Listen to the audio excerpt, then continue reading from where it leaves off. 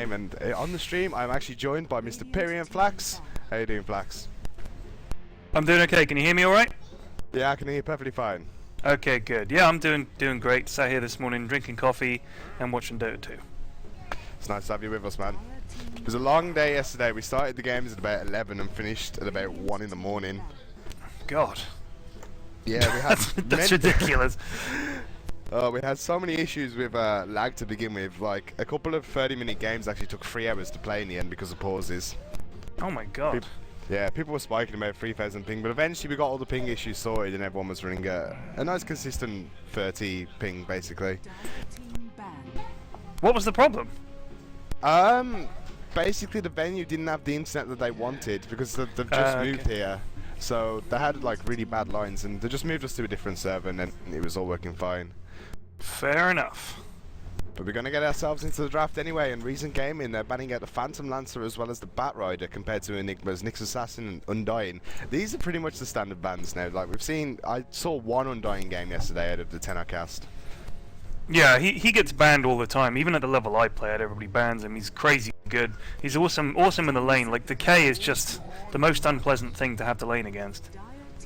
Oh, but we are going to see a Magnus pick up, and this is interesting. I want to see if Dreadnought's going to pick up the Rubik, because yesterday, when these two went up against each other, it actually ended up being a 72-minute game where Enigma took the victory.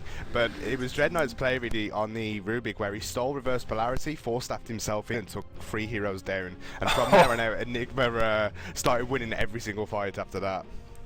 God. No, I can't do a 72-minute game. I will literally not be able to cast for 72 minutes because, yeah, there are logistical issues involving childcare and things. But for the time being, we're here. Cottle Darkseer. Darkseer normally an early ban, but he's made it through. Thank goodness. I love to see a good old Darkseer.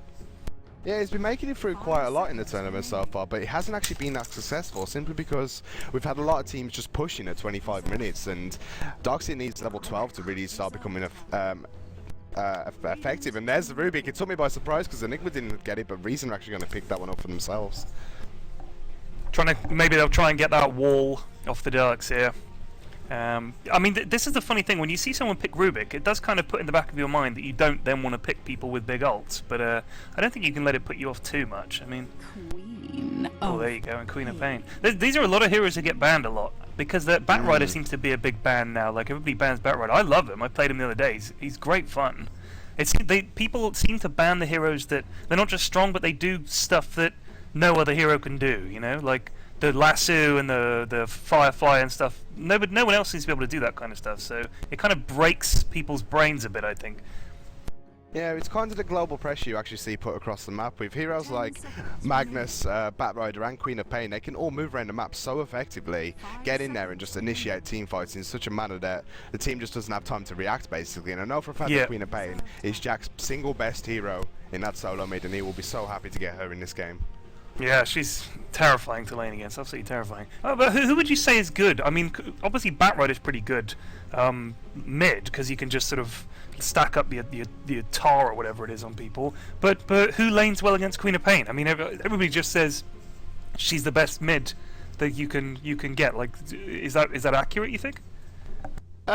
It's pretty close to being accurate. There aren't many heroes that can full-on beat a Queen of Pain one-on-one. One of the examples that can, and that depends on how the Queen of Pain actually plays, is Shadow Fiend. Simply because if the Queen of Pain goes into aggressivity, then she just gets raised in the face and doesn't have time to blink out. Other than that, there's not really many heroes that do what Queen of Pain do effectively enough, and they can't really follow her into lanes for ganks either. But Enigma are going to pick up the Luna, which is a little bit surprising because the way Enigma like to play is they like to turtle for 2 hours, which I was a bit worried when I saw her keep the light pick because I thought we were going to have another one of those games. But picking up the Luna, it's going to give him late game as well as a lot of mid game pressure, providing that she can get the levels. By the way, I think you might just need to check that you don't have co-casters muted because someone's saying you can't hear me on Dota TV. That's probably just the volume. I will turn you up real quick. Okay, fair enough. Yeah, Luna. Yeah, I do a lot of mixing. She's interesting hero. As you know, I enjoy watching Luna, and yeah, she's good. She does need quite a bit of farm, but she's good. She's good for ganking with the Eclipse as well, I think. So she's a good pick. I like how you say that as well, that you enjoy watching her. Well, yeah. In more ways than one. But the ban's in the second phase, and then we're going to have Shadow Demon, which isn't really a surprise, coming out from Reason. He's been picked up in nearly every game so far. And as well as Gyrocopter, he's been grabbed all the time as well. And eNigma are going to ban out the Anti-Mage, which is a respect ban towards Bustin, or Thomas as he's called in this game, because he's a very good Anti-Mage player. Okay.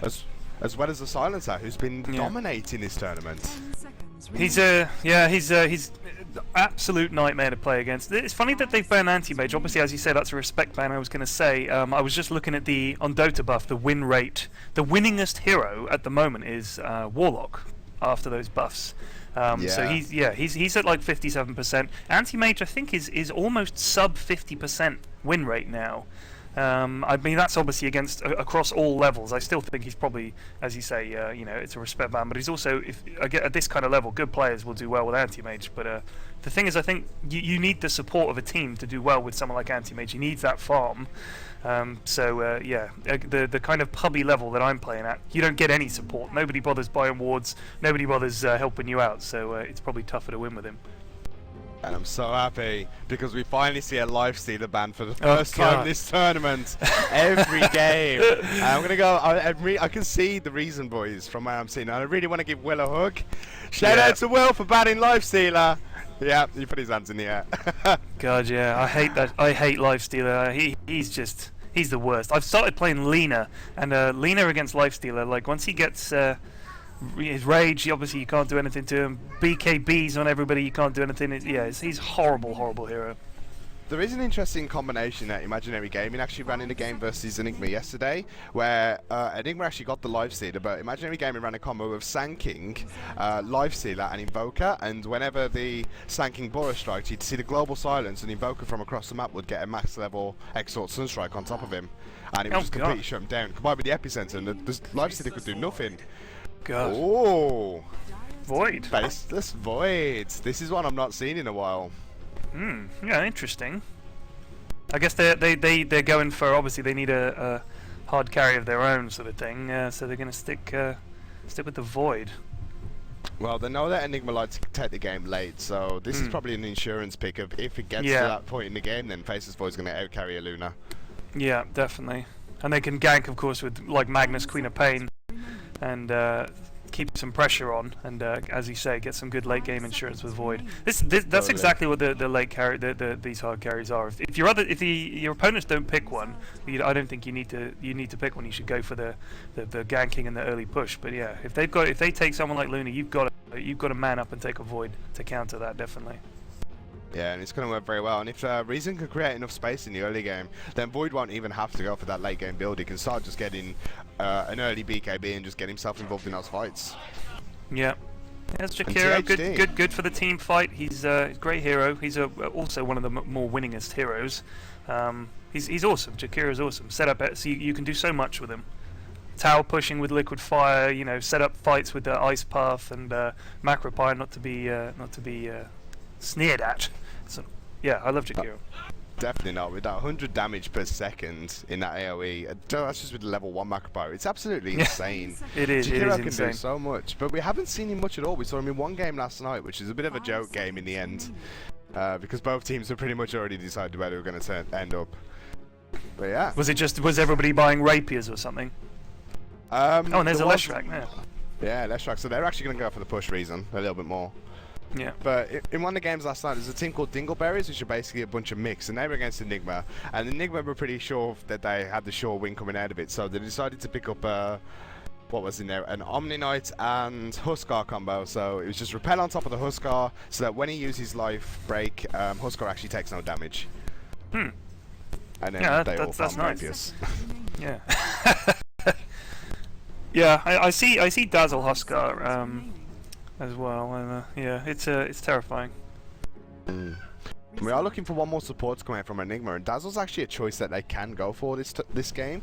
We've seen him quite a lot, and he's going to be very effective with helping the Luna keep that level of farm she needs. But when it comes to ganking with Jakiro, that really isn't going to do anything. So they might need a better initiator at the moment. Yeah, I'm thinking they should get either maybe even someone like Sand-King, who's good like that. But there you go, Windrunner. So yeah, she's a handy hero. Yeah, it's interesting that they're going to pick up the with Windrunner. a big stun, but I mean, now they've got Shackle Shot for a stun, but yeah, I thought they might have Tide or someone like that, but obviously not. Going with the Windrunner. They're obviously thinking about lanes at this point. You got to start thinking about your lanes, haven't you? Yeah, I think this might be a Darkseer solo mid. Yeah. But it could be anything at the moment. I'm just going to check I've got the right overlay on, which I do. And then while we have this pause, I'll run through the teams real quick. So I'll go over reasons line up and I'll let you do eNigma. So we've got Fade, who's going to be playing on the Rubik on support. Will's going to be playing one of his favourite heroes, the offlane Magnus. Faceless Void is going to be played by Thomas. John on the support Leshrac, and finally Jack with his definite favourite hero on Queen of Pain. And for eNigma, we have let me just bring it up, sorry. We got Stephen 11 on the Luna, Dread Knight on Jakiro, and Tab on the Cottle, Goshawk or Goshawk on the Darkseer, and Pain on the Windrunner. Gotta love that Pain. Nice bow on this Windrunner, nice hat as well, the Sparrowhawk hood. The full Sparrowhawk set, indeed. Very nice. Snazzy. I was so happy when all those Windrunner items came out that I actually bought the entire collection. I just got a bit of everything on my Windrunner.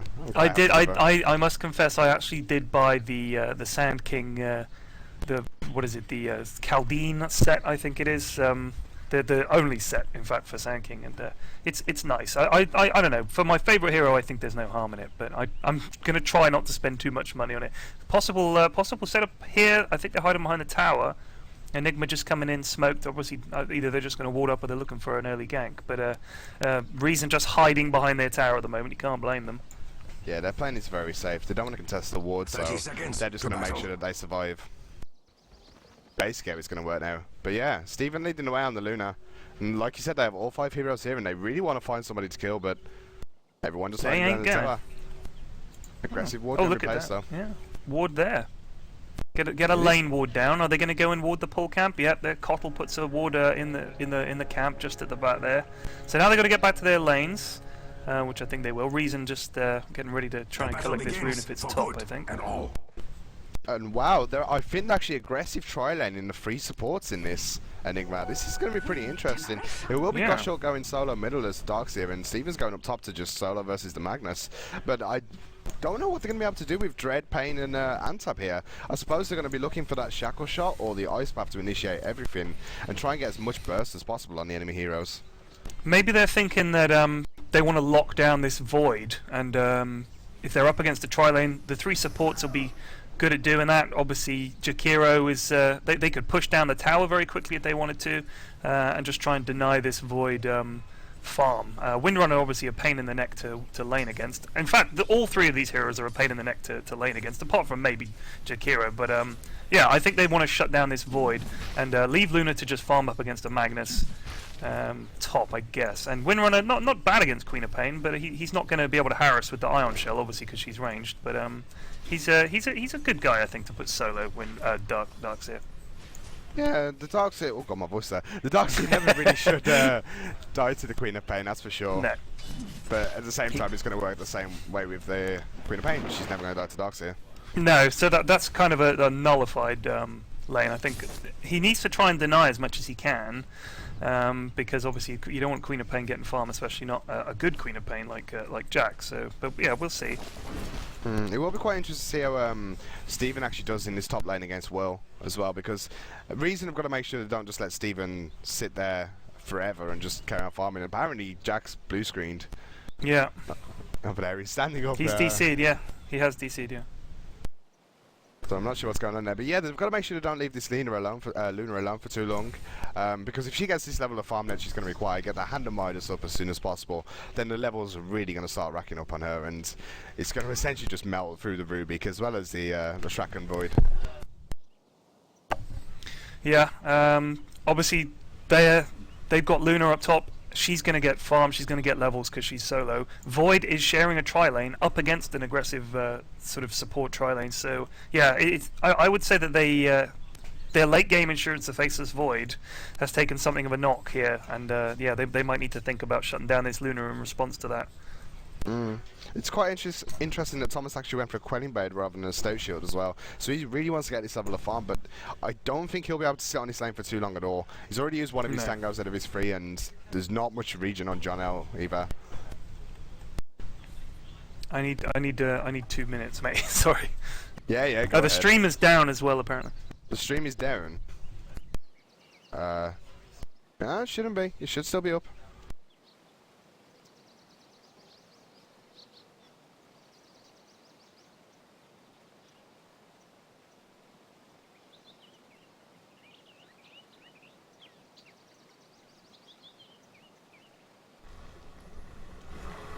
Okay, so we're looking on those assists as well. So mid lane at the moment, 6 for 1 on Jackal versus the 6 for 0 on Goshawk. Top lane we have a 3 for 4 up on Stevens Luna compared to the 2 for 1 on Magnus. So Luna actually leading the charge at the moment. And Void in the bottom lane, he's got 5 for 0 up against the 4 for 1 on Windrunner. So very much even game at the moment. There's no difference in the graphs at all.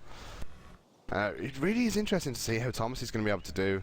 I don't think he's going to get level of farm versus pain that he really wants to get. If he gets caught in an ice path and he gets shackled as well and then has an illuminate going over the top of him, then he's going to be dead, providing he doesn't backtrack something. And he hasn't actually gone for a skinning backtrack yet. He's got 1 in the bash, 1 in the time walk, and I don't know, if he gets caught by the 3 stuns, it will be a dead void. Okay, I am back. Sorry about that. I just yeah, saw, the stream is still dead. By the way. The stream is dead apparently. Yeah, I'm looking at it now and it what's says going offline. On? Dread? Oh yeah, he's blue screen, doesn't he? Yeah. Yeah, so Dread Knight from eNigma's just walked past me. He's going to the loo or something while we was so. But yeah, I'm not sure what's wrong with the stream at the moment. It doesn't say I'm dropping anything. I'm going to restart real quick. Okay, mate. To make sure everything's okay there. Yep. Hopefully that fixes everything. I know we don't get too many problems. I am actually, the connection I'm running on is linked up to a satellite and then coming back down again, so it's the best connection we can get.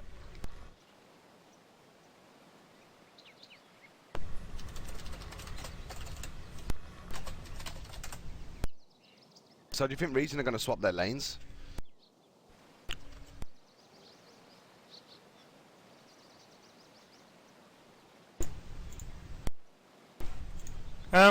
I'm not sure actually. It depends. I think they might give it a little while and see how it goes. If they can get a kill, but maybe, but it's you know. And they do want to get level 6 up on his Void as soon as possible. If he gets in these fights with an early Chronosphere, it could be very effective for them. Yeah, because I mean they'll be able to kill like all 3 of these heroes are pretty squishy. Well, not Jakiro, obviously not as squishy, but Windrunner Kotl, if you can get a good chrono and get the pair of them in there, that's a lot of trouble. Or get it, you know, even just get a nice telekinesis and get a kill on them that way. If he can do the business down here in terms of killing these supports, then I think they'll stick with it. But again, at that stage, if you've let Luna get up to like level 8 or 9 and she's getting free farm, then yeah, it might be too late. It's quite interesting to see the combo that Reason actually have in their team fight, as per se. So if you get a Magnus, just reverse polarity on a nice group of people, follow that up with a Sonic Wave as well as the Chronosphere to finish them all off. It is pretty good team fight that Reason actually have. And I'm just going to have to be right back real quick because it looks like there's a lot of problems going on. So I'm going to just see what's happening. Okay, mate.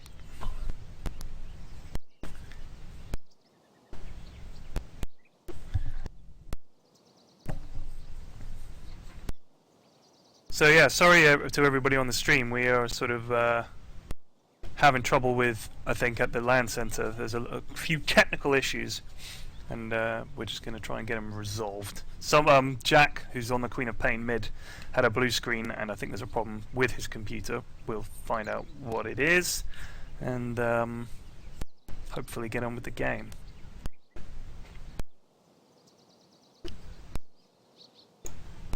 I can, let me think.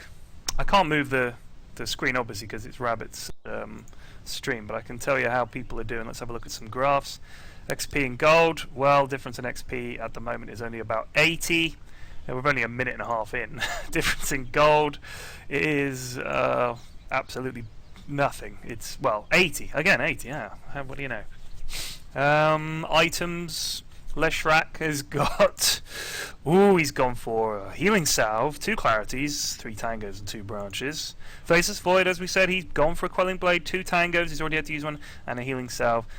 And Rubik has a ward, a clarity, healing salve, a branch, and tangos.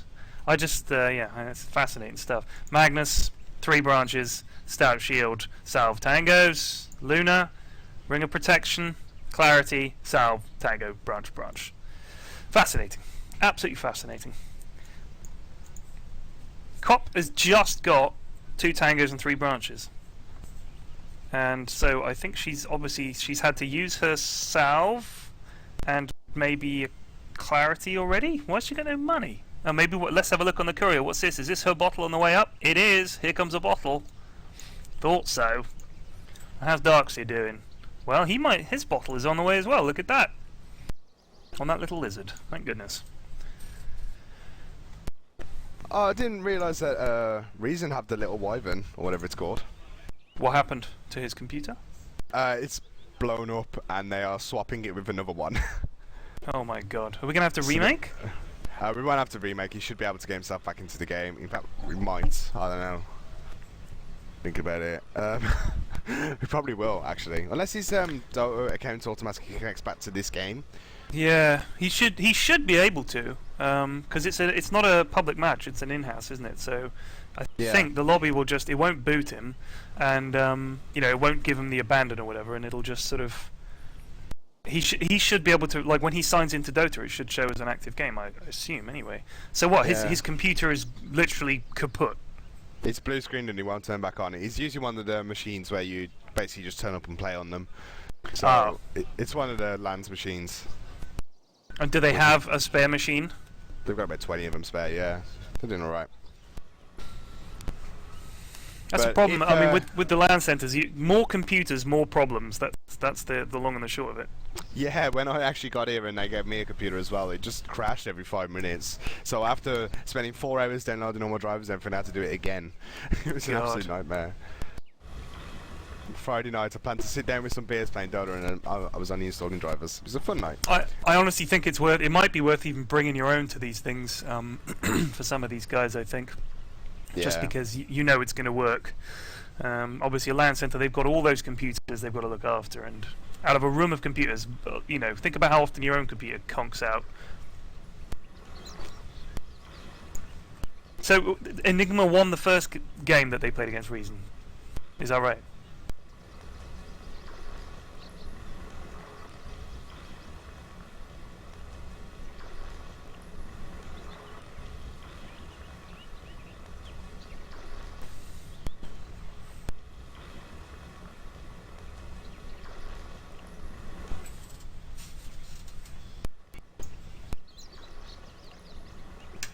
Did I just cut out briefly there?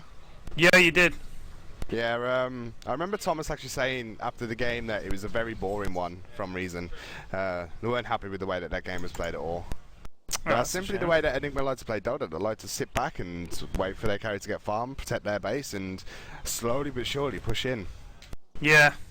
I mean, generally speaking, I like to play this with let's go for it early and aggressive Dota. But yeah, if you don't keep the pressure on the carry, I mean, I played a game yesterday where it was going absolutely perfectly, and we had them like crushed, absolutely crushed, pushed down their mid, but they had Dragon Knight and Quap and God, who else was it? They had another carry as well.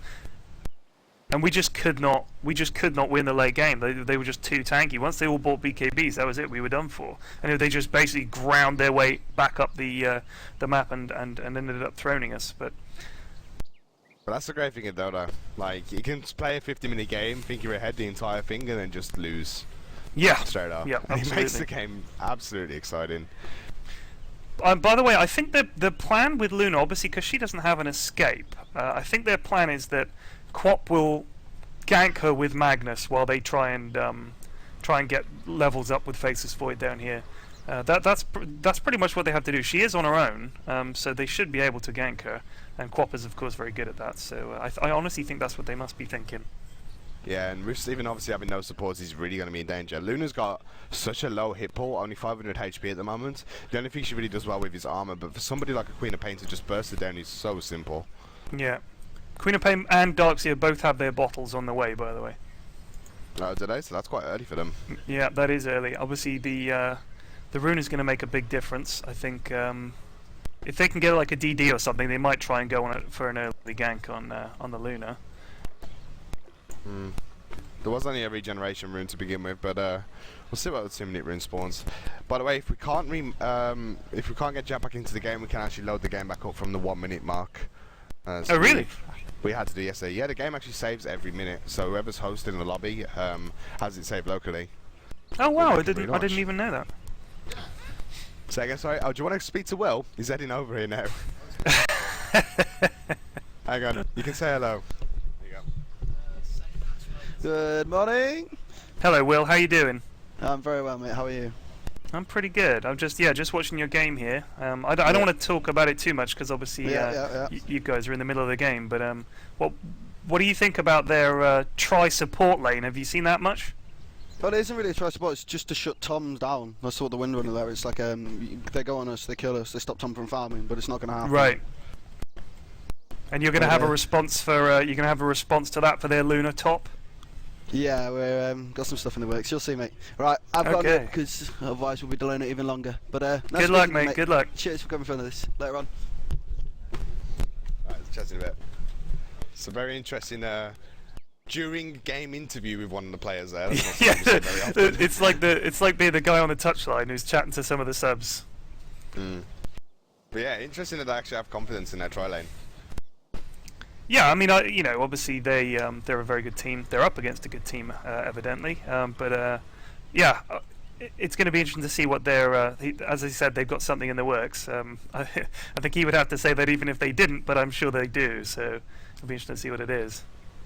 It might just be a total bluff, and I have no idea what they're doing. Exactly. Yeah, he's like taking a minute to come over. Maybe he's going to ask me for some tips. Could be for sure. Those premium flag special strategies on Magnus. I've seen those plays. Oh, you know it. I definitely know it. Just to reiterate as well, none of these teams want to lose this game because whoever loses this one will go up against Imaginary Gaming, the team that went 10 for 0 in the group stages, not losing a single map, and probably the way it's standing right now, is not going to lose one until the finals, I imagine. Wow. It entirely depends on who they go up against. What was their style? Were they were they similar to eNigma, kind of going for the late game, or what was their style?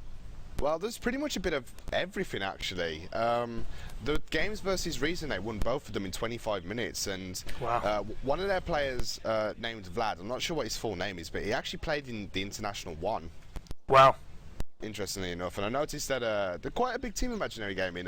They played up against Narveen not long ago. They got crushed by them, but yeah, they did play up against them not long ago. most people do, that's the thing, isn't it? So yeah, that's impressive. They are at a level which these guys haven't seen before, but they basically used Chen an awful lot, and after one game of Chen being used versus Reason, it was a straight up respect ban in the second game. Wow. The first stage, they just got rid of Chen, and then and versus eNigma as well, eNigma actually gave them Phantom Lancer. Wow. That really made me cringe. Because he was actually the last pick of the game as well, interestingly enough. Chen is one of those heroes. Like, it was funny. I was watching a video about Chen. I tweeted about it the other day, and I think it's I can't remember the chap's names, but it's Do the Games is their Twitter thing, and they have a channel on YouTube as well. And they did a video about Chen, and basically they have a guy showing all the hotkeys that you have set up for Chen, and in the middle of showing you the hotkeys, a third hand comes in to control the hotkeys as well. Because he is one of those heroes. I'm sure if you're really, really good with Chen, I'm sure he's insanely good. But it's like a musical instrument. Chen, you got so many things you need to control. It's way too much for me. And he really is, and that's why the guys who played Warcraft 3 Dota can actually play Chen to a sufficient degree, because obviously Warcraft 3 Dota didn't have the easy hotkeys that you can set up for Dota 2, like QWER. Like, basically there was a term created called the Dota Claw, where they'd every hero had different hotkeys, and you had your hand positioned in such a weird way on the keyboard that you kind of became a claw. Oh god. And yeah. What? So you couldn't change the keys? No. All the Oh, heroes have their own God. keys set up. Oh my god! There's actually a couple guys in Team eNigma who actually use these legacy hotkeys. Well, yeah, they must have got used to them. I just don't see how they can do it. I mean, I'm someone who came from League of Legends personally. I played that first, and I'm so used to the QWER combination. I can't imagine anything else. It feels so alien.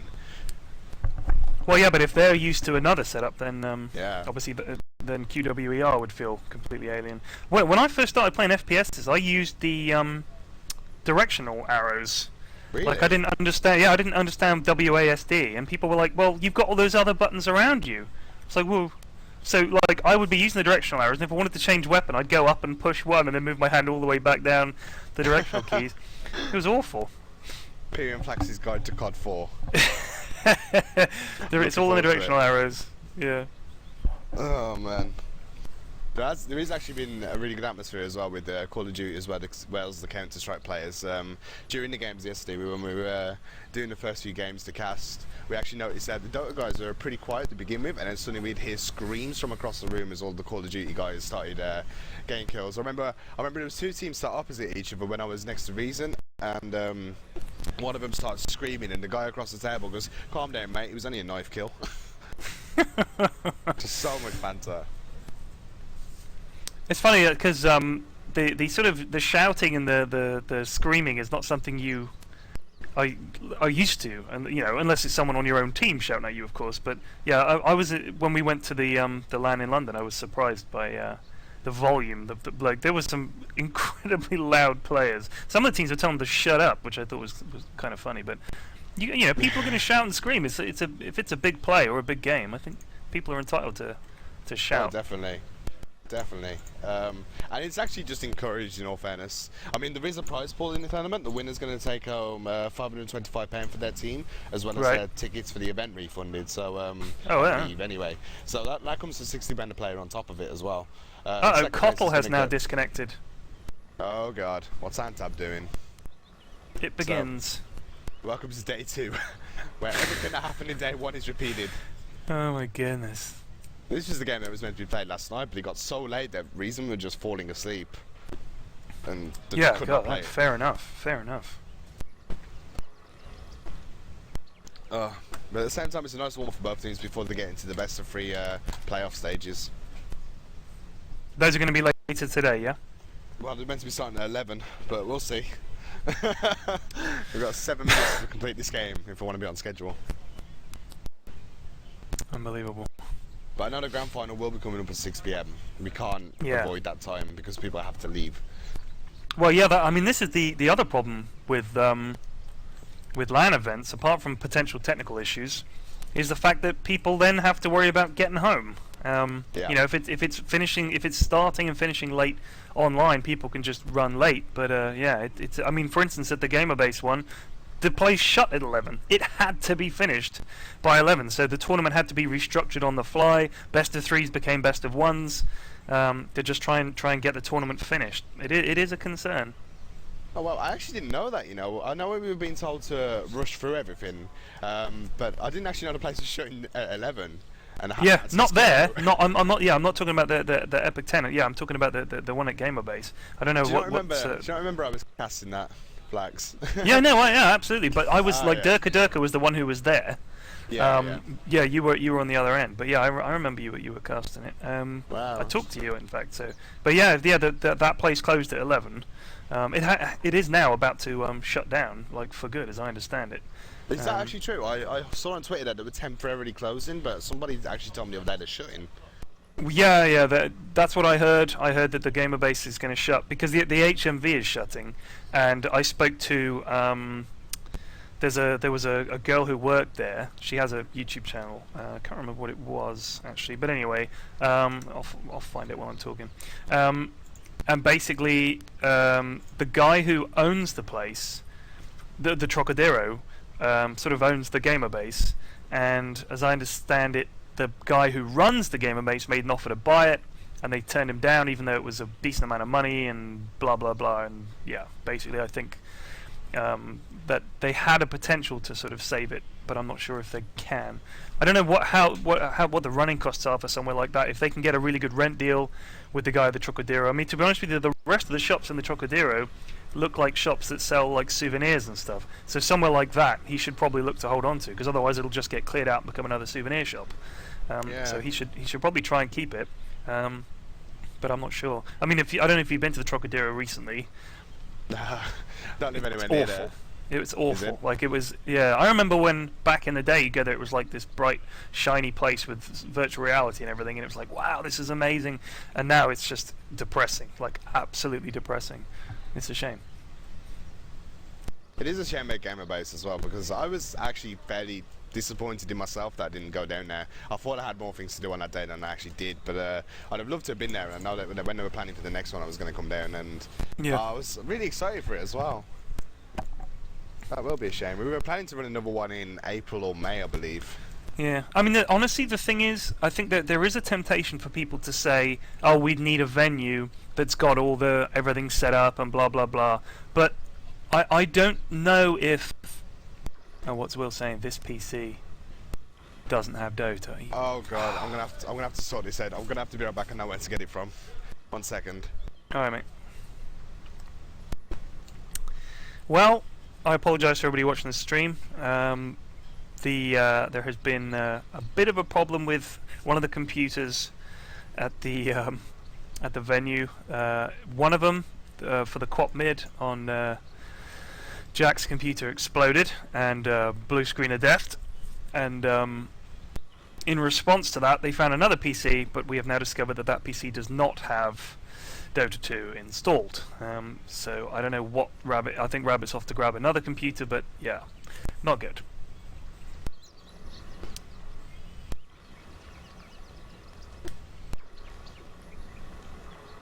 I'm trying to think. We're 1 minute 28 into the game. There's nothing much to talk about. Let's look at some Dota 2 news or something.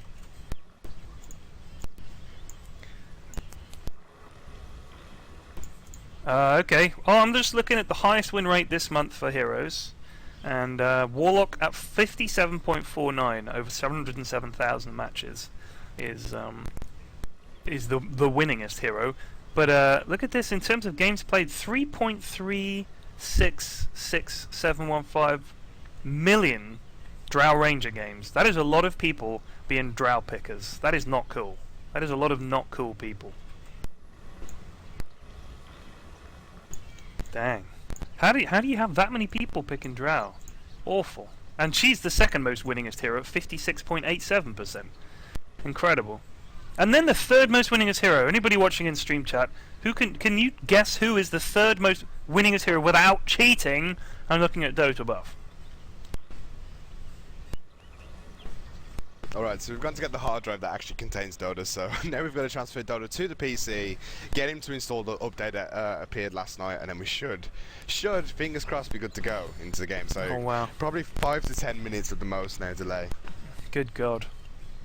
Alright, without looking on Dota buff, Rabbit, who do you think is the third most winningest hero? I know Warlock's first at the moment. I'm guessing it's still Drow Ranger second. Drow is second, yep. I don't think it's Jakiro anymore, is it? It is not Jakiro, no, he's in sixth. Gonna say Magnus. It's Zeus. Zeus? What? Oh, Zeus got broken recently. What did they do to Zeus? Because I played him the other day and he was terrifying. A week ago, you couldn't actually click on him as a hitbox. So okay, yeah, that'll do it. He couldn't die. I like the way that he still only has a 56% win rate. Yeah. But you literally just could not click on him. It was incredible. How does that happen? Anyway, I don't know. It's just an Centaur is then the fourth. Centaur is the fourth. Then Necrolite. Really? Yeah. Then Jakiro. Then Lich. And then we're into Kotl, PL, Nyx, Luna, Spirit Breaker, stuff like that. Yeah, that's pretty surprising actually that those heroes are where they are. Thinking about it. And who do you think the least played hero was? The least played? Morphlin. Yeah. Who? Yeah. Morphlin. Nope. Wrong. Who? You are well wrong. Morphling looks like one of the more played heroes. Wow. I bet he's got one of Yeah. the lowest win rates still, though, hasn't he? Let's have a look. Yeah, I believe he does. I'm just looking. In fact, Morphling is bang in the middle with his 40% win rate. And he's bang in the middle in terms of number of times he's been picked. But Wow. the lowest win rate is the lowest matches played is Chen with 295,000. Closely wow. followed by who do you think is the second least played hero? Visage? It is Visage, yeah, which is weird because Visage is a really good hero. I don't think people quite know what to do with it. In fact, you know, the one time I think Visage really shines is an all mid game. I did an all mid game with Visage, and because everybody's casting so many spells and it's just like a continual team fight, you stack up to the max and just nuke people. I heard on the Dota 2 subreddit that someone had actually organised a 5v5 Slark mid game, which is quite interesting because although Slark can actually leap out of the binds that's the leap gives you, so if someone leaps on you, you can just leap away. But as soon as one person leaped into the fight, everybody leaped into the fight. And then it just turned into like a puff of smoke because everyone had just used their ultimate and they're just running around like other chickens. Sounds like great fun. I know that Pudge Wars are something that people enjoy, but can you do an eNigma, all eNigma? I'd like to see that personally. I kind of don't think it will work, simply because if you have 5 enigmas, then every single creep is going to get denied in the lane by both teams. Yeah, but I want to see 10 black holes all at once. You're going to see him get to level 6 first, which might take about 2 hours. Yeah. You could do an all mid where you're not allowed to level Eidolons, and everybody starts at level 6. Yeah, that would be better. That might be funny. Just see, I mean, I'd love to see 5 enigmas caught in a black hole. That would be something. And just stack up the black holes. Just chain black holes on top of them. Yeah, everyone will get in the lobby, they'll start picking their enigmas up, and then there'll be one guy who just picks Rubik. Spike them all. Yeah. Trying to look at some other stats. Game impact. This is interesting. Not sure what that. So looking at game impact, the KDA ratio for Phantom Lancer, he's the highest, 3.61.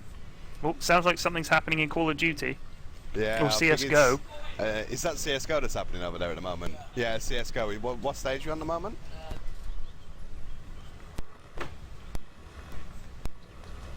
Fused in London who?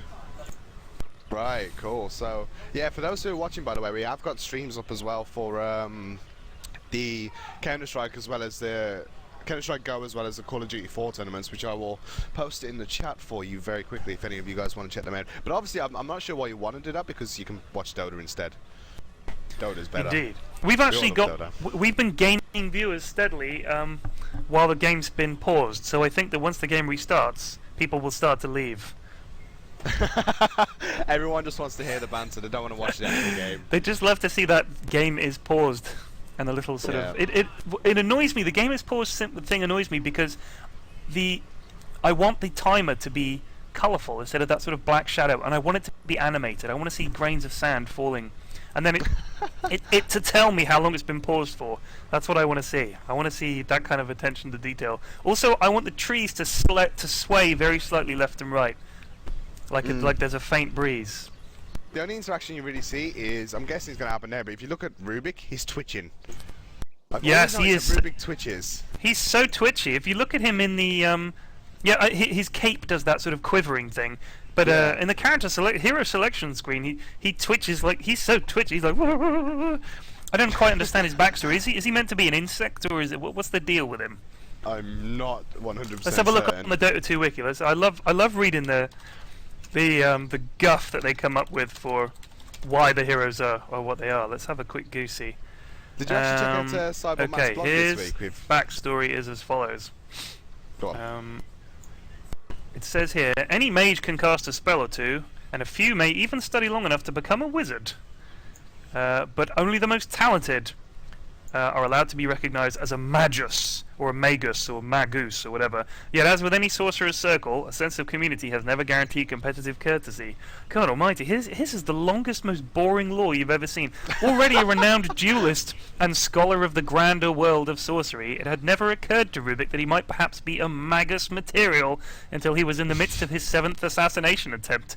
As he casually tossed the 12th of a string of would-be killers from a high balcony, it dawned on him how utterly unimaginative the attempts on his life had become. Where once the interruption of a finger snap or fire hand might have put a cheerful spring in his step, it had all become so very predictable. He craved greater competition. Therefore, donning his combat mask, he did what any good wizard seeking to ascend the ranks would do. He announced his intention to kill a magus. Do you want to hear that? Do you want to hear the rest? If you want to carry on sending it, yeah. Rubik quickly discovered that to threaten one magus is to threaten them all, and they fell upon him in force. Each antagonist's spell was unstoppable torrent of energy, and every attack a calculated killing blow. But very soon something occurred that Rubik's foes found unexpected. Their arts appeared to turn against them. Inside the magic maelstrom, Rubik chuckled. Ha ha ha! Subtly reading and replicating the powers of one in order to cast it against another, sowing chaos among those who had allied against him. Accusations of betrayal began to fly, and soon the sorcerers turned one upon another without suspecting who was behind their undoing. When the battle finally drew to a close, all were singed and frozen, soaked and cut and pierced. More than one lay dead by an ally's craft. Rubik stood apart, sore but delighted in the week's festivities. None had the strength to argue when he presented his petition of assumption to the Hidden Council, and the insubstantial 11 agreed as one to grant him the title of Grand Magus. That is fantastic. Oh, wow. man. Period flax, everybody. Could they not have cut that down a bit? Edit that down to Rubik defeated a bunch of dudes and became a wizard. End of And he story. likes to twitch a lot. Yeah, it doesn't explain why he's so twitchy. Maybe they could add a line that says, as a result of the great battle, he was left with an incurable twitch. Which only appears in his cape when he's frozen in time. Oh. By the way, the shout out to the little turtle that's near Roshan. I love that guy. Little turtle? Yeah, he's on the ledge. You not seen him? I don't think so. Ping him. All right, you know where Roche is? Yeah? Head due south. You see that ward? Head yes. due west. Can you see the Yeah. turtle on the ledge? Oh yeah, the turtle. That's the famous ward spot, isn't it? I always wonder what they're on about with the turtle spot. That's it. Yeah. I sure to personally, water I ward there. I ward there continually. I love It's a that great ward spot. You can see them going into Roche. You can see the rune, and you can see the two paths that people take to gank you. It's ridiculously good. That turtle knows what's up. That turtle is your eyes. He knows essentially. what's up. I think there should be a spell where you can hire or sort of get information from the woodland creatures that you see scurrying around occasionally. The little woodland creatures should give you vision. I'm going to come up with a hero, and that's going to be one of his abilities. Is all the little bugs and little things like the turtle actually give you vision? We're just about to get an update as well. Let me just shout across the room.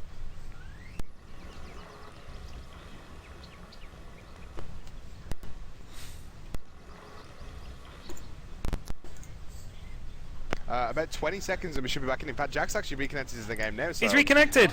it looks like we're finally about to get ready to go into the game. Once more, 1 minute 28 into the game. It took us an hour to get to this point.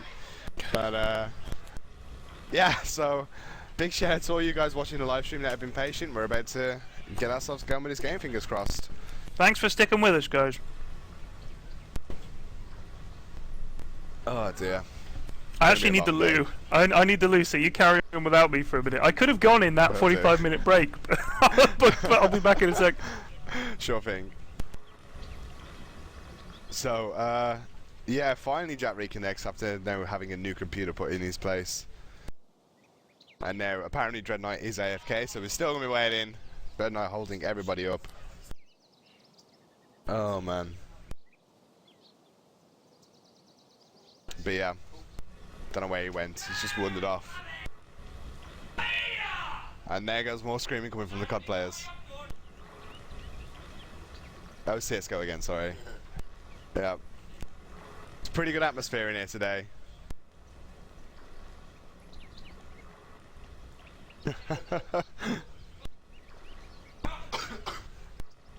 Yeah, I will actually take some pictures and upload them to the UK Dota subreddit for when I get home as well. So I'm going to take a picture of the size of the horse so you guys can check it out. And by the way, if you see me typing in the stream, it's not actually me, it's my buddy who's sitting next to me. Yeah, the card was pretty exciting yesterday. Also, Lackey, would you get me some water, please? Thank you.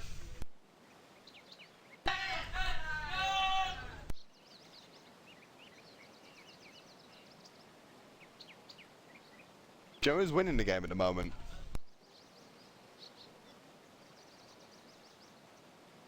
Fuse the one up. Alright, and so Fuse are currently winning in the CSGO, it seems. I'm back. What are we waiting for? Dreadnought's won it off. Constantly. Okay, he's coming apparently. I haven't seen him walk back in the room yet though. But we still have, cheers Ben, but we still have plenty more screams coming from the CSGO players as well. Infused are currently 1-0 up apparently, or 1 map up anyway. I didn't realise CSGO was played competitively. I thought they still played CS 1.6. Yeah, this is exactly what I asked the admins when I got here. I wondered why it wasn't 1.6 or Source, but now apparently everyone's just so into Go that it's just become... It is very, very good. I think Valve did a great job with it. I do think it's an excellent game. It certainly feels better than CS Source. I don't think Source was ever played widely as a competitive game, as I understand it. It was 1.6 and Source a bit, but Go is really big, right? Go is huge now. Absolutely huge. I think it's pretty much replacing 1.6. 1.6 is going to phase out soon, I believe. Yeah. Yeah. Which is a bit of a surprise to me. Here he is. He's got his kind of relentless. He's walking over to his computer. Dreadnoughts. Getting sat down so he can get going.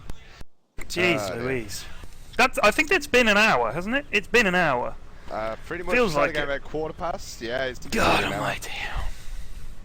It wasn't as bad as the 3-hour game that took 20 minutes yesterday, or the 20-minute game that took 3 hours.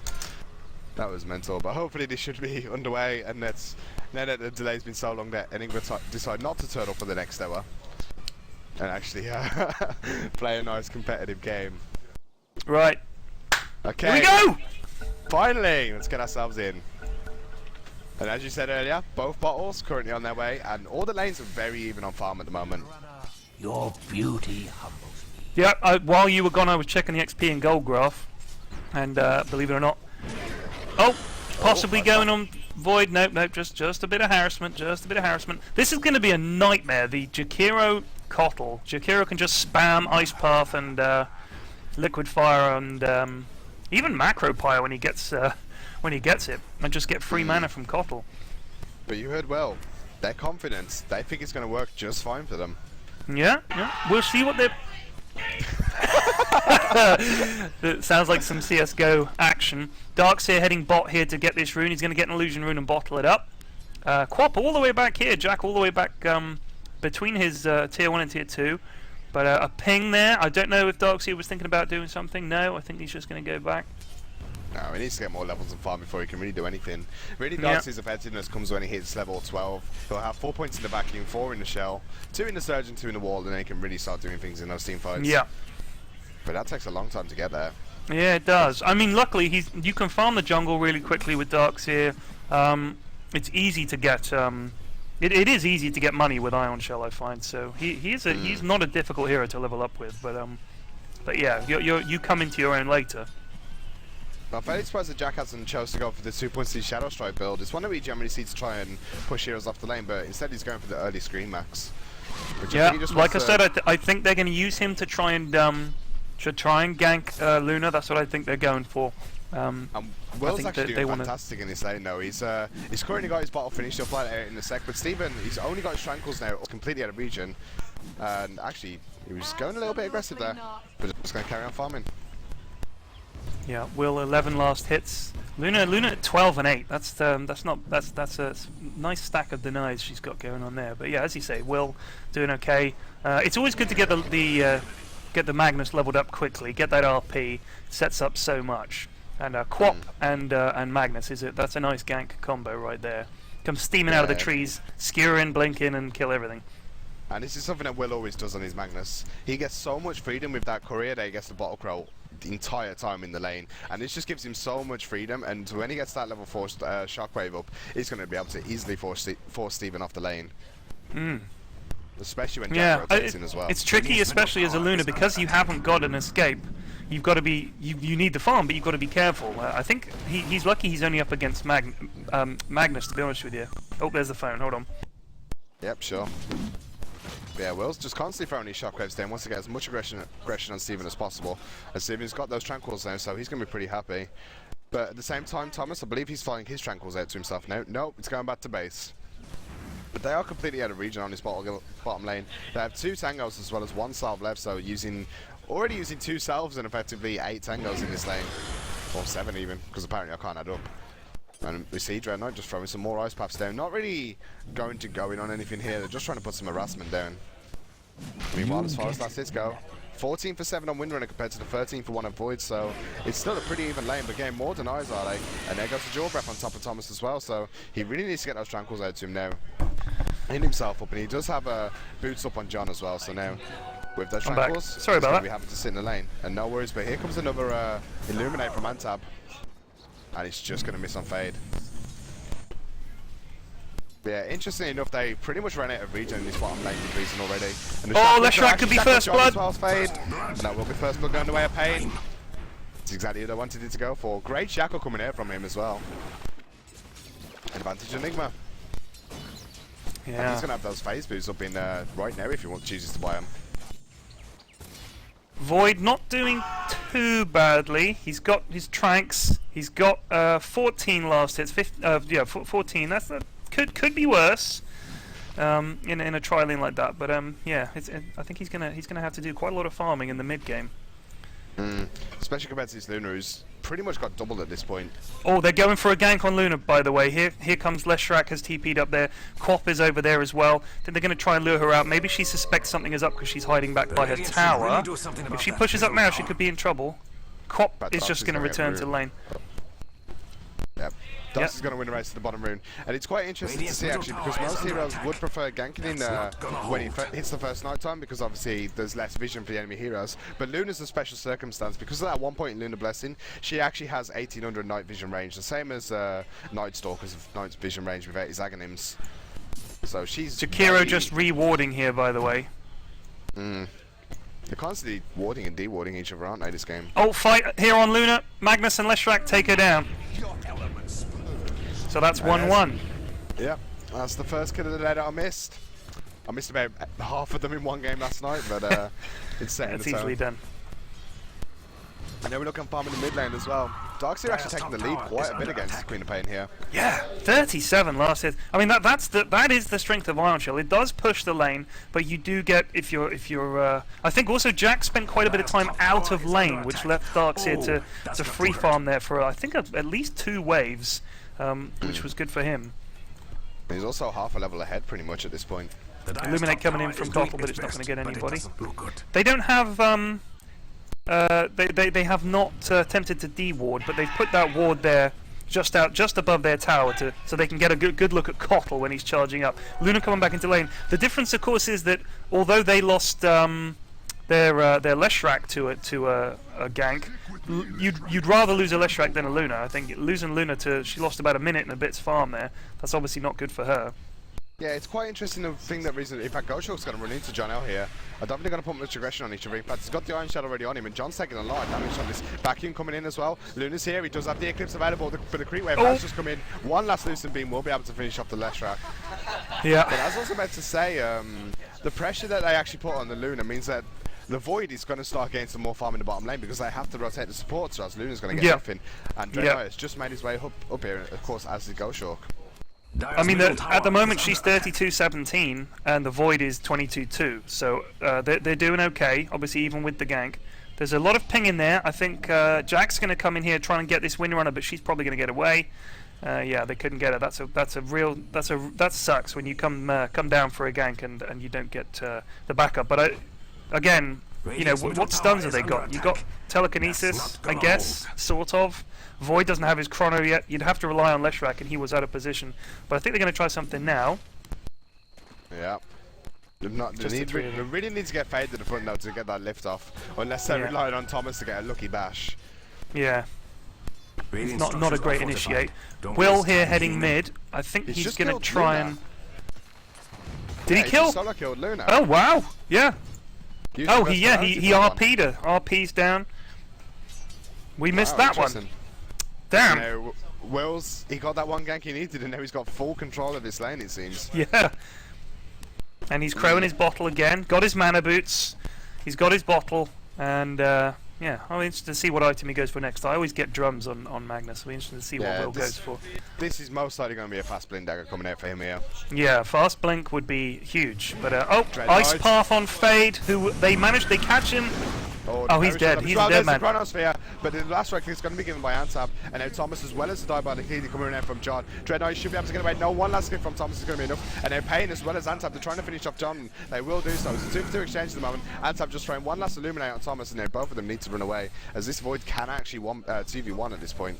Yeah, that was a good chrono. Unfortunately, for Leshrac, he got picked off, but or was it? Sorry, no, it was Rubik that got picked off, I think. Yeah, anyway. Rubik died first because the chrono was at the side, didn't get in the chrono. Oh, someone's PC froze.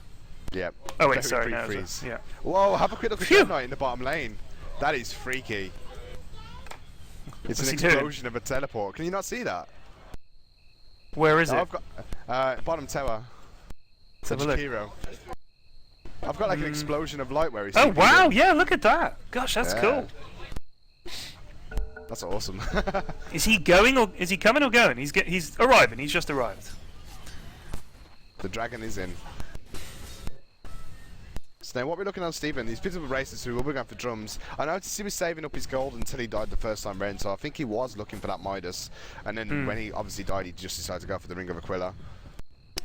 Why do you suppose Will just dropped his arc boots? I don't know if that was a misclick or if that was some pro move that I'm unaware of, but I think he accidentally dropped them on the ground instead of the bottle because he's crowing like crazy. He's I think he's just shockwaving pretty much on cooldown every chance he gets.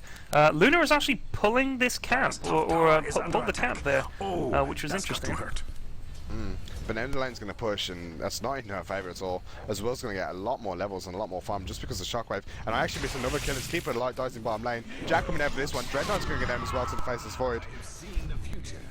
You're not in it. Yeah, so easy gang coming in from Queen of Pain. Oh, Will going in possibly on Luna. There's the polarity. He's going to skewer. Skewers her back. Has he got Shockwave up? Shockwave's up in a second. He's going to finish her off. There he goes. He's got her again. That's 2 solo kills on Luna for Will. That is nice, nice, nice. Here comes his bottle as well. And now he's like you said, early Blink Dagger. He's already halfway there. He's going to get a Blink Dagger, I'd say, before 15 minutes here.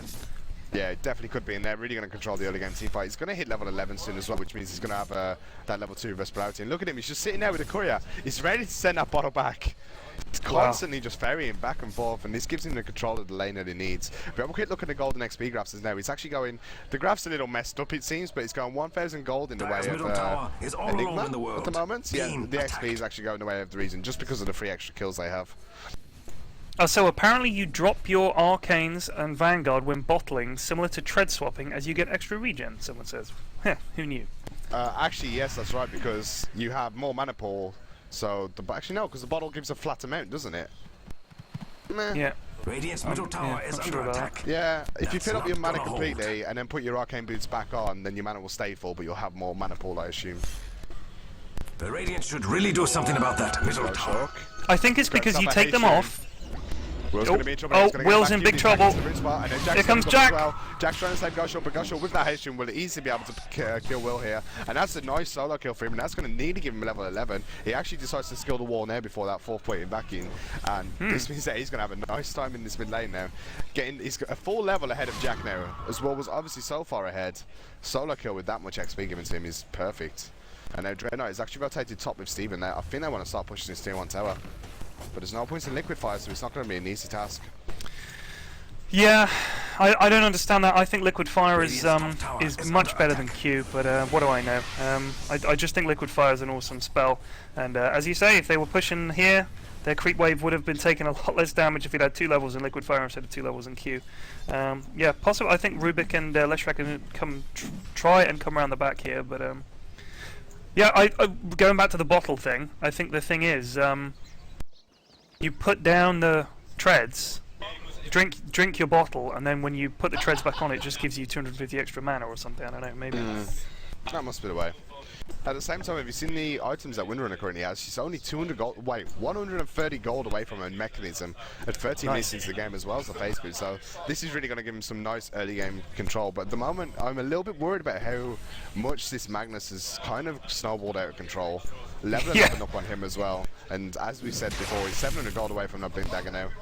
And he's dragged Jakiro up there now to back up the Luna.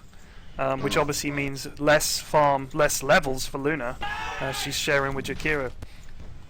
Oh, and Thomas is actually going for an early Maelstrom. I really like this. Got the Mithril Hammer and the Gloves of Face already built up. So, yeah, this is a team fighting Void. This isn't a sit down and farm for 40 minutes Void. Dire's middle tower is Maybe they've gone for that to try and trick eNigma into thinking they're going for the long game, but they're not. There's a Darkseer coming around the back, trying to catch out Jack and John. TP coming in. They're going to get away. But he actually cancels it. Yeah. Stay in the top lane.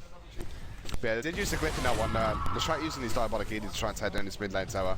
But Gosha want to keep it alive. He wants a bit more XP. Level 12 and he'll really start to fight. Another ping here. Here comes Kotl coming on Darkseer. We're going to try and catch someone out. It's going to be difficult. And Antap's just going to fire and illuminate in John's direction. Windrunner coming in here to mess with Rubik. The reason top tower is down to about half health now, just under I think. Luna in the jungle. Windrunner's crossed the jungle. She's going to bump into a Leshrac. Stun catches her, and Leshrac gets away. Yeah, and Luna's gone for the drums. Apparently my stream's just crashed. Yes, yes it has, yeah. I am suddenly dropping loads of frames. I'll try restarting the stream, but I might have to get one of the tech guys in because we do have a lot of lag issues. But I'm just going to restart the broadcast real quick. Okay. Okay.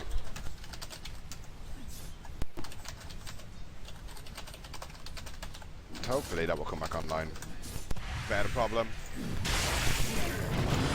Oh, actually in top lane, we do see Will coming in. He doesn't manage to get the reverse polarity off, and Luna's going to lose the Eclipse just to guarantee that kill on Magnus, and that's some nice experience going their way. John L wasn't there in time to stoke up some of that experience. In fact, the stream is back online. We are looking to be running perfectly fine now. So my buddy's just going to tell everyone to refresh the stream. Yep.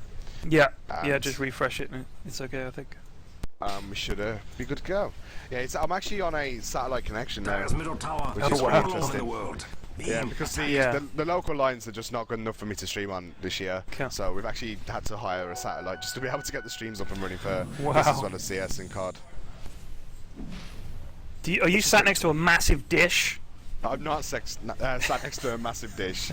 If my friend Ben's a massive dish, then you could consider that a point, but...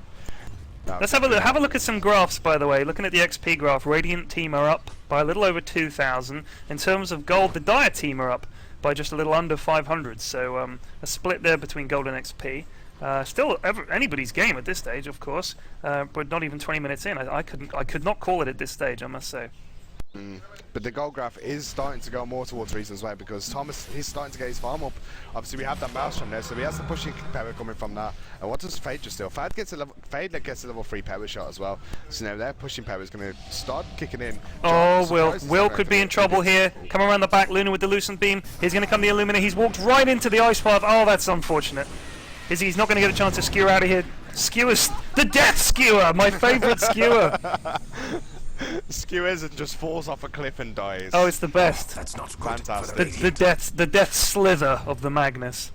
Yeah, and what a well-coordinated gang coming out from eNigma there. They had one hero in every possible escape place. In fact, TPing in here, by the way. Void goes in with the Chronosphere, managed to take out Windrunner. I think they're going to pick him off.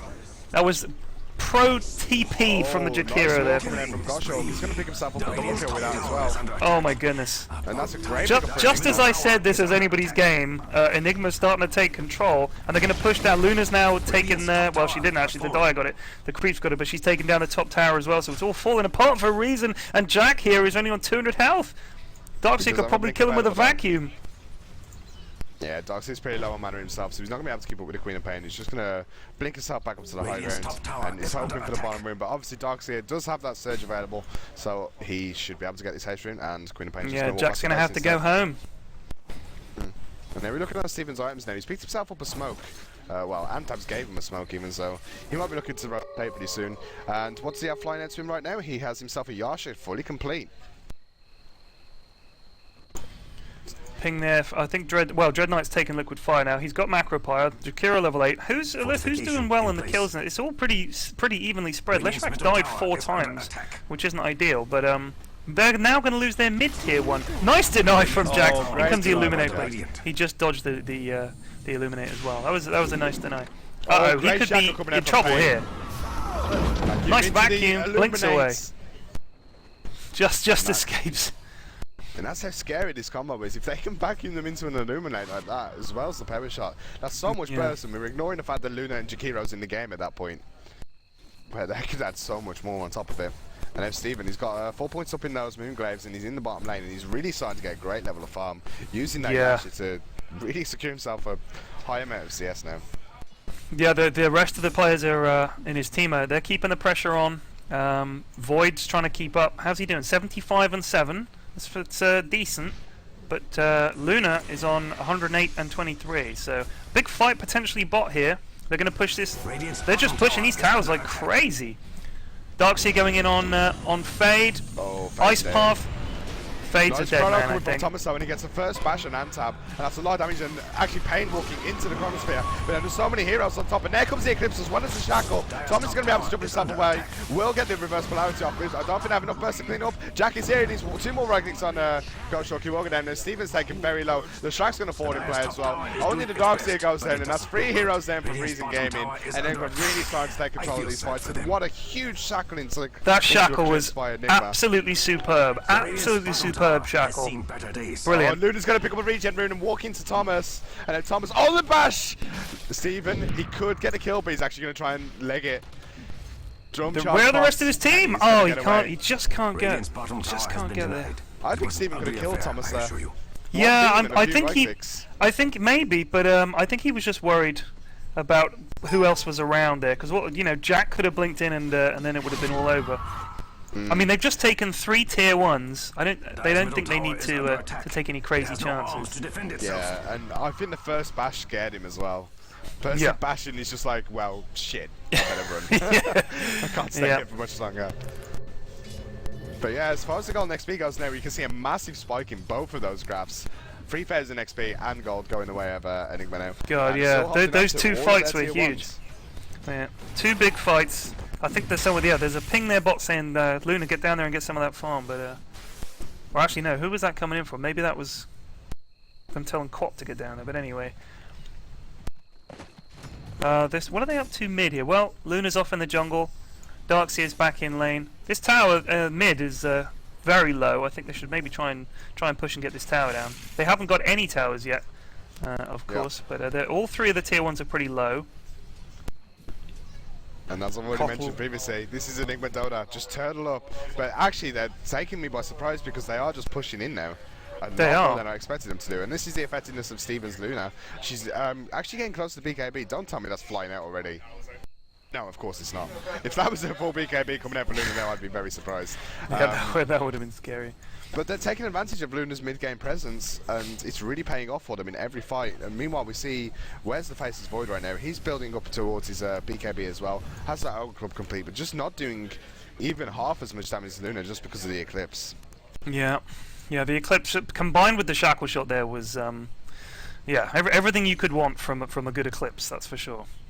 But here we go. This is 22 minutes into the game, and this is what we call Jack time. He's got his standard build. He's got Power Treads complete. He has that Aghanim Scepter already finished, and now this is a lot of teamfight presence coming away for Reason.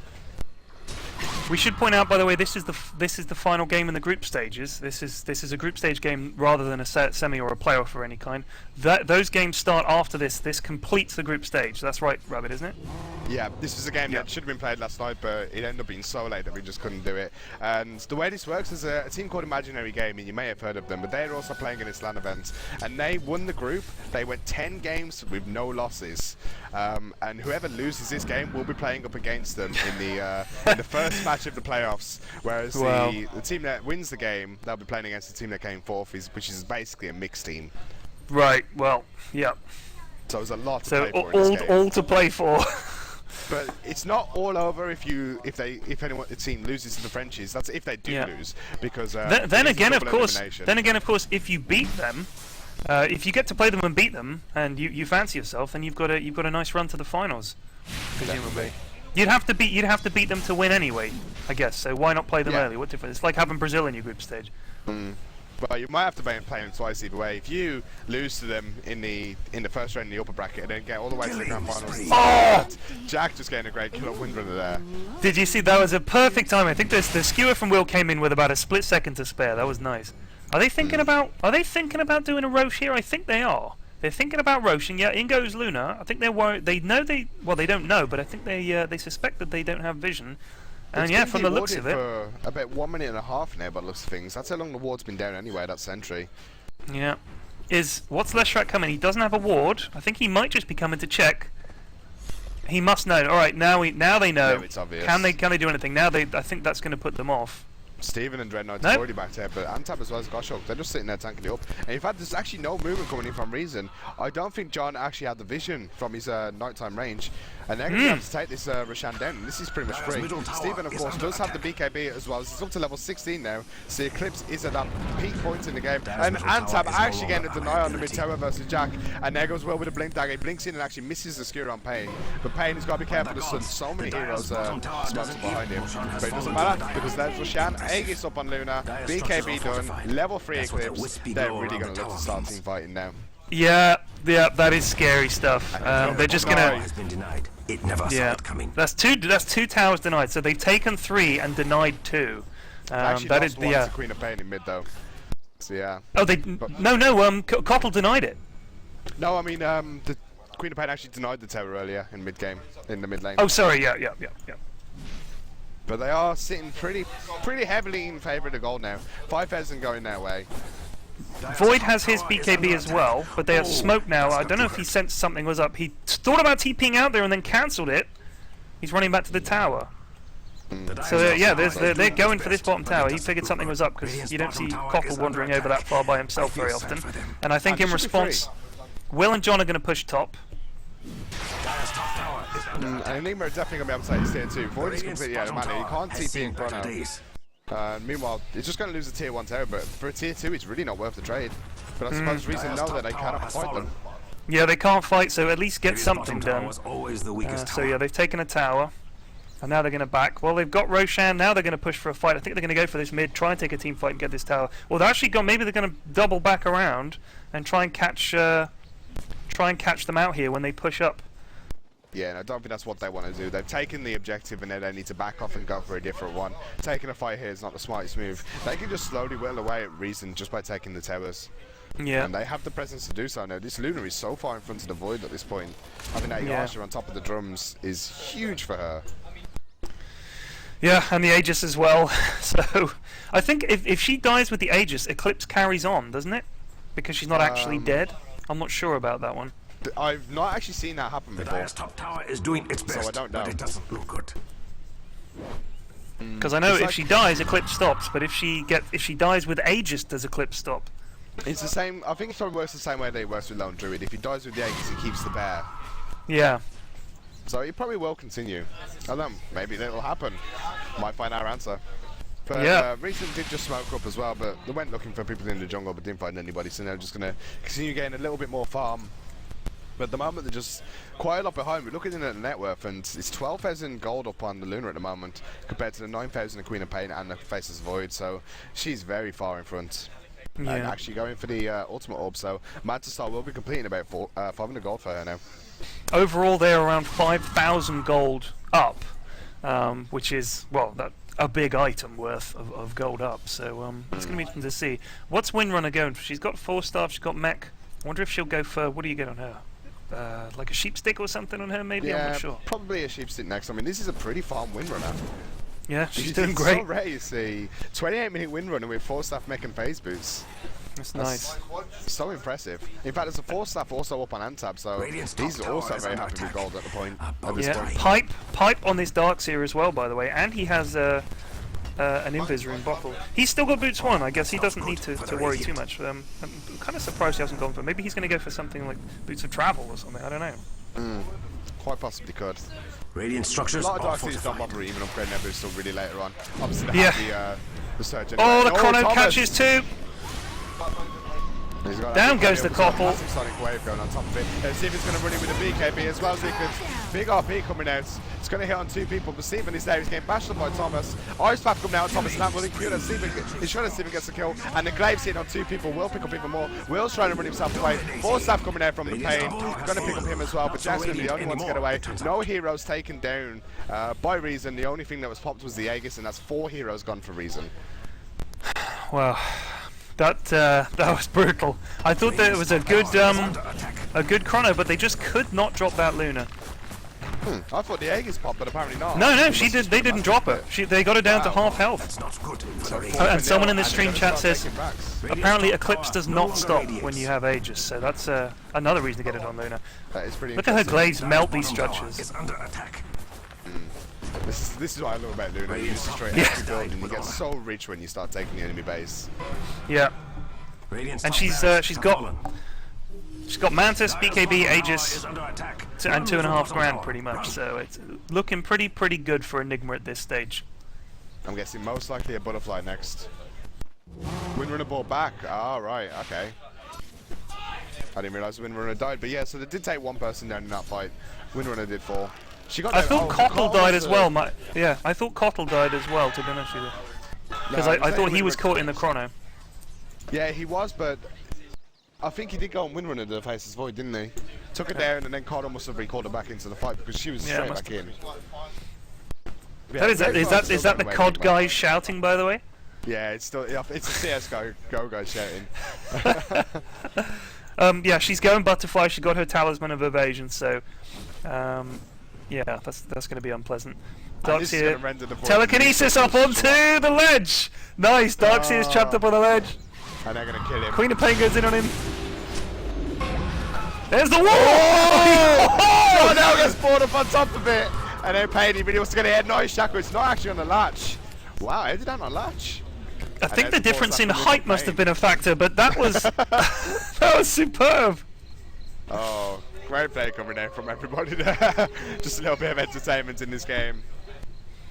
But yeah, how are we looking on items now? So, what we're seeing on him for the Faceless Void at the moment? He's actually still not got anything extra. Just the BKB and Maelstrom. Yeah. Still got his Quelling Blade, I mean. Yeah. Yeah. He really wants to get the farm, but he's not going to find much more space in this game. No, I don't think he is. Obviously, It's already tough for losing him. Those racks in top lane. Yeah. Tough for him to farm anything really at this stage. They're not counterwarding the Magic Mountain spot here, which gives nice vision in the jungle there for Enigma, and of course the Ancients as well. Are they stacking Ancients up for Luna? No, they're not. I don't know. Maybe Takiro's going to go and do it now. He's not going to go and do that now. But yeah, they're not stacked. They haven't stacked Ancients at all. I don't think. Yeah, it's a little surprising, but at the same time, I don't really think they've needed to. No, it's been just a been sort of. Well, I mean, if you stack Ancients, I think you're looking for more of a longer game. But if they're obviously just Yes. going for it. Steven's actually nearly 100 CS ahead of the Faceless Void at this point. Wow. He's had such a good game on the Luna. And the supports have really backed him up superbly as well, especially when Dread Knight rotates into the top lane and defender Magnus so long with the Keeper of the Light. Yeah. Well, we actually see an interesting choice coming up from the Darkseer. So Goshog went for an Aghanim Scepter. This means that the right clicks from Faceless Void are really going to hurt his own team. Yeah. I believe the Agsi does now 130, 140%. 140%. Oh, wow, nice yeah, try, that was Goshawk. that was something of a whiff. He tried to catch the quad back up on the ledge. Strange, you don't really want to catch her up on the ledge because she can just blink away, of course. But I did think the way he got out of that he survived the 5-man gank basically, and being up on a ledge. It was a nice play. Oh, and you were right as well. Dreadnought did decide to start the H's just once for Stephen. There you I go. think they heard your request. Yeah, they're stream hacks, stream sniping. Totally. But yeah, so Roshan is going to spawn in about 2 minutes more. There's a little bit more of a wait for that one, and I think eNigma are going to wait out for this Aegis now. They'll get this one and probably try to push the second set of racks. The Slab is here to tower in mid lane to try and take before they can push into that mid lane racks. I mean, I don't think Reason don't have a team that's tough to go uphill into. You know, if you're trying to go uphill into eNigma's team, you got to go face into a Kotl, a Jakiro, and a Darkseer, which is no fun. But at the same time, you go uphill against Reason, and you might just get reverse polarity in the face. That's true. That's true. You have to be careful. Sonic Wave to follow up on top of that. And I assume it's level 16. Yeah, it's level 16 on Queen of Pain. That's a lot of bursting come out. And Dreadnought Yeah, that in is. the game, ready for Roshan. Yeah, they are. And the only thing is with Oh, Thomas! Chrono catches two. Oh, and that burst from the Sonic Wave. And that's 2 very easy kills coming away with Thomas. Pay's gonna have to try and get himself out of there now. Already using the Force Staff. Doesn't have to use the mechanism. But a BKB charge is interesting enough, and the Shackle's not gonna latch his shot. But this is great timing because now they get 2 kills for the Void, and they can start dewarding themselves, getting ready for Roshan. And they can get Roche for themselves. Yeah, absolutely. The vacuum vacuum attempt there failed because of course BKB was up, which was nice, I think. Darkseer tried to save save poor old Kotl and Jakiro. And actually, this Roshan's going to spawn before the wall comes back up for Goshawk as well, so I don't really know if eNigma will be able to take the fight as well as they originally hoped to. And they are going to take some of their ancients as well, which is nice. That's just rude. Void's sitting on 3.5 grand here. They've decided to smoke up. I don't know if they're going to smoke into Roche or try and smoke and come round the back into the... Yeah, they are. They're going to come around the back here. Okay, well, actually, yeah, that ward doesn't see me. Of course, this is the Sentry ward. I'm completely blind, it seems. Well, smoking up and... what are they doing? Smoking up and loitering in their jungle. I think they're going to... I don't know what they're doing here. Well, Roshan's respawned now at this point, and Goshawk, he's got the wall in 30 seconds, so I think we really want to hold off fighting until that point. And I've noticed the Queen of Pain illusion, but it's you can definitely tell that's an illusion. It's nearly dead, for Christ's sake.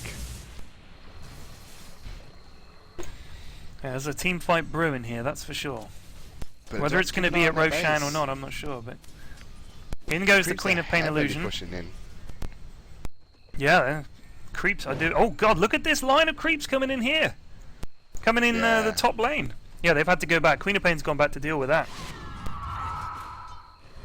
And this is the sign now for eNigma to go towards the Roshan. And of course, eNigma are the one that have Kotl on their team, so they can't even get Jack in there too easily. He's got to blink his way in, basically, to travel along the map. And now here we go, Stephen, with that butterfly complete. They're going to take this Roshan down really fast. Goshawk has the level 3 wall back up as well. So this should be, ideally, their fight, unless they slip up something horrible here. But I believe there is a Luna's going to get this. Luna's going to get this Roshan. They can't do it. I think Will desperately wants to get a good RP off here. He was kind of hoping, but of course they don't need anyone other than Luna in there. So you're not going to blink. You're not going to blink RP five people. They're a little too slow getting here though. Mana leak on Thomas there. The Illuminate just misses, and there's Luna with the Roshan. Yeah, unpleasant. Thomas has 4,500 gold. I wonder what he's not. What's he going for with that? I'm not really sure. I mean, he might just be trying to get an MKB to counter the. But at the same time, you can't miss with the bash, can you? If you bash it. Yeah. You don't suppose he's not doing something insane like. I'm not even gonna say it. Yeah.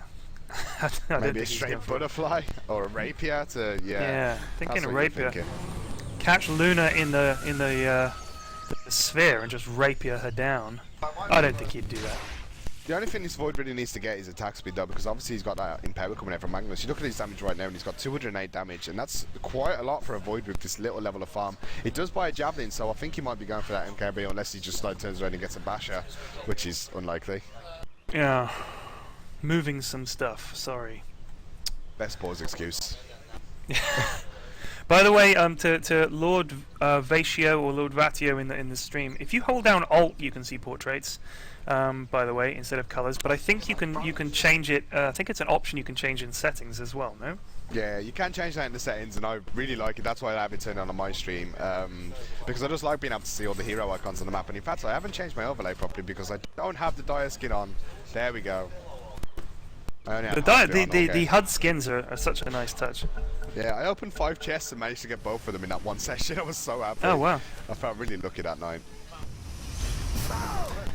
eNigma making a push here for this tier 2 mid, and I Look at Steven. think they're going to get it. Just melting that tower. There's that butterfly he's got now, so this guy is hard to Radiant's kill. middle tower has fallen, as all towers someday must. I mean, he's only just got the Why Aegis do as well. Koppel's horses make that awful noise when they go off? That I thought they should make like a sort of whinny or something, because they're meant to be Well, horses. I think Cottle should be feeding them a bit more, maybe. They just seem pretty bizarre. pissed. It sounds like, you know those videos on YouTube of goats who sound like people? That's what it sounds like to me. That's totally right. Actually, I think that's quite Oh god, I love those videos. My mate sent me one the other day. That is the funniest stuff. I'm thinking he's actually Cottle himself who does make that noise when he releases the Yeah, horses. he seems to do it like a kind of response to the power of the Illuminate, I guess, but it's bizarre. Oh yeah, it's pretty powerful. I mean, It is. Gadolf's pretty old. So, I yeah. don't think that ancient stacking didn't work. Unfortunately, there's so many of them, they get all caught up, crowded. Steven's not going to care.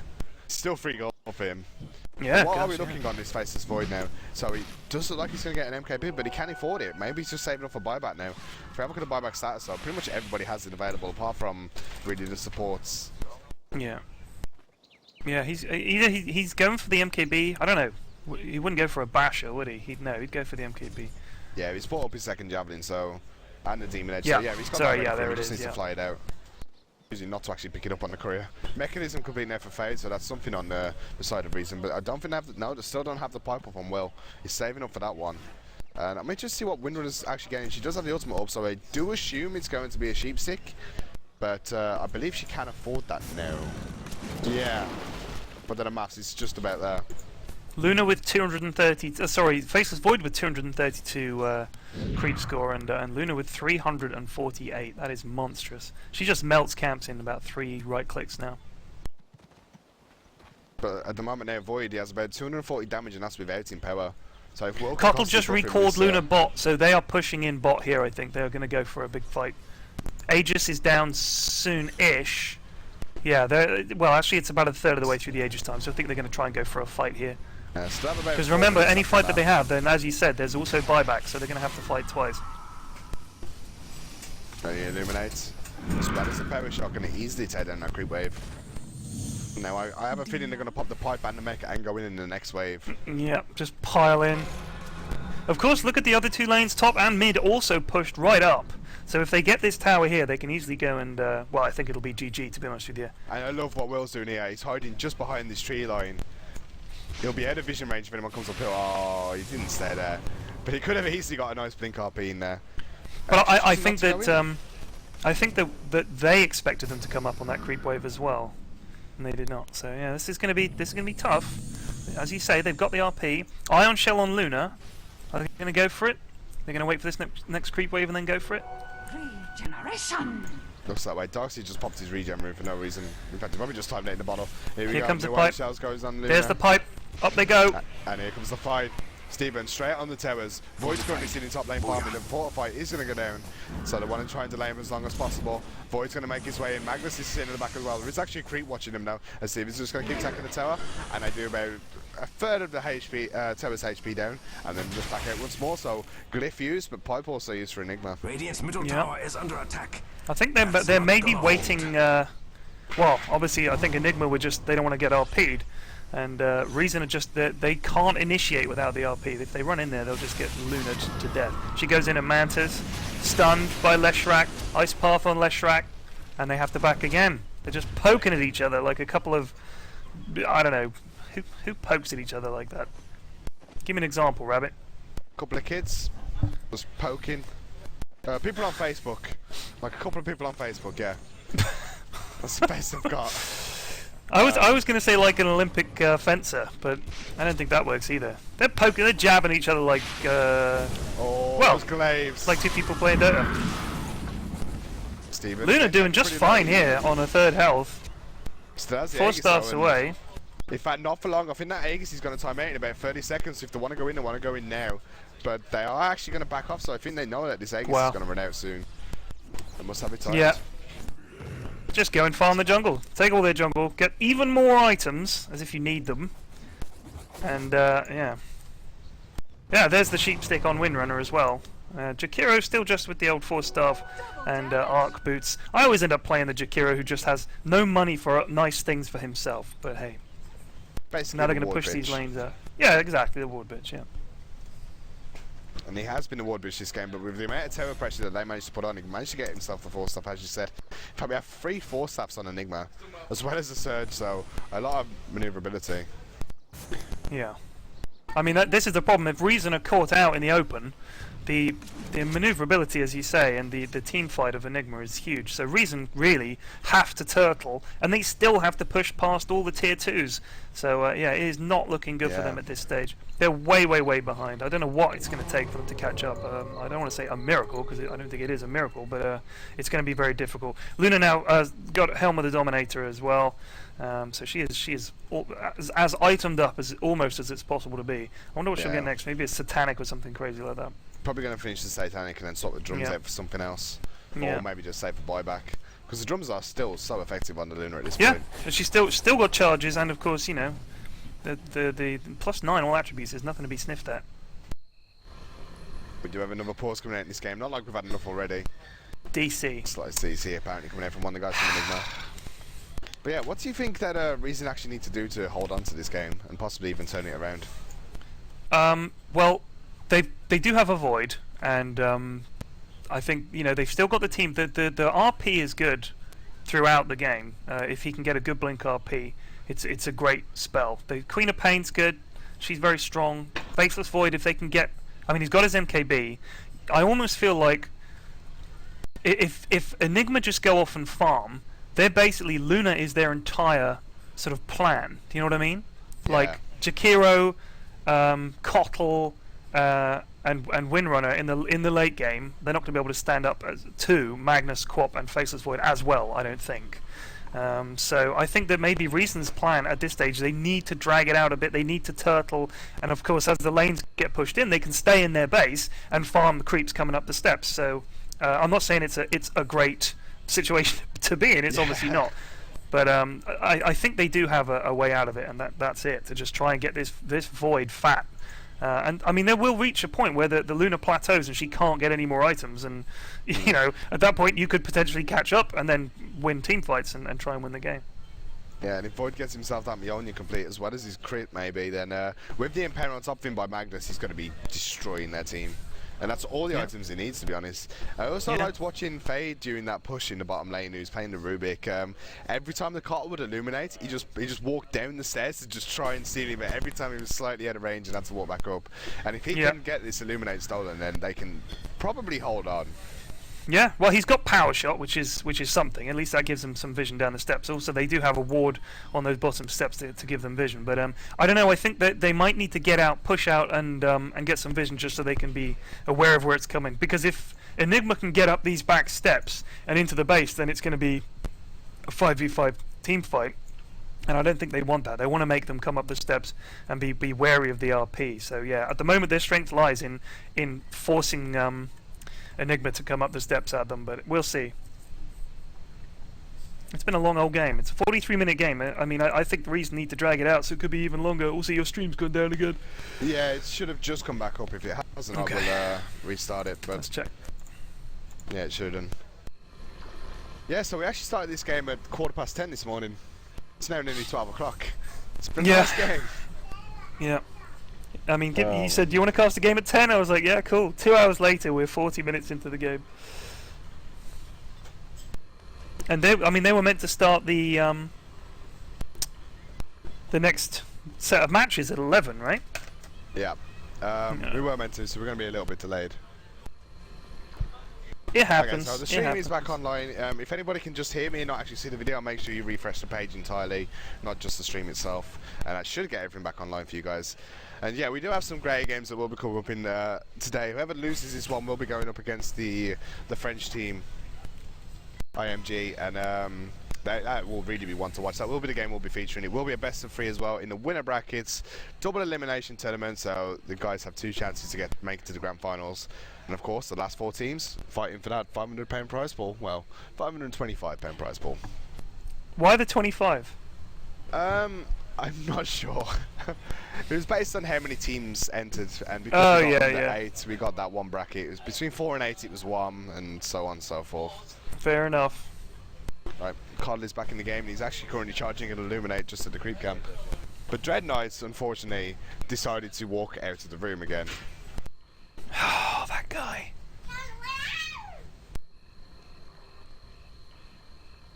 Always pissing, apparently.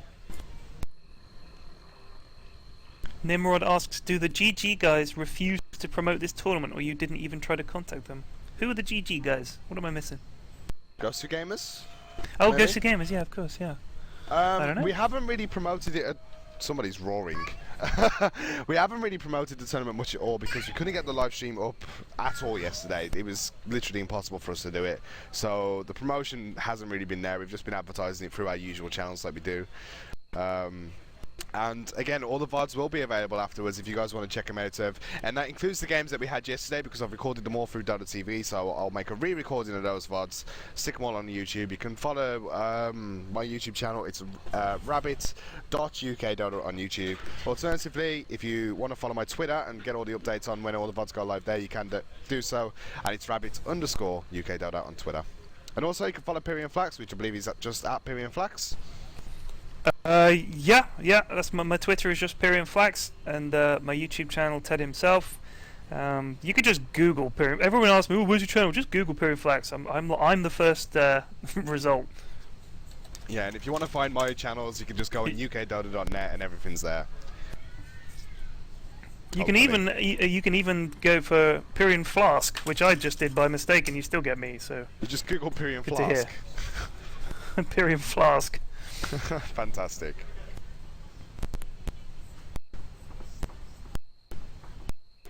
Oh man, I really hope none of the other games are like this today. I know for a fact that reason that we have to play the grand final at 6 because everyone's got to be gone by like 7:45 from reason, and if they make it, of course, then yeah. Yeah, and I